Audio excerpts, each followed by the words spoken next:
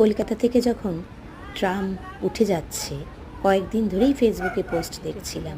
তখন মনে হলো আমার গ্যালারিতে সদ্য ঘুরে আসা ইউরোপের ট্রামের ছবিগুলো সেভ করে রেখে দিই। আর আমার তো এখনো কিছু ব্লগ বাকি আছে ঘুরতে যাওয়ার ইটালি, সেগুলো খুব শীঘ্রই আমি আবার পোস্ট করব। মাঝখানে সত্যি খুব মন খারাপ ছিল, মন খারাপ এখনও আছে যতক্ষণ না সুবিচার পাচ্ছে অভয়া।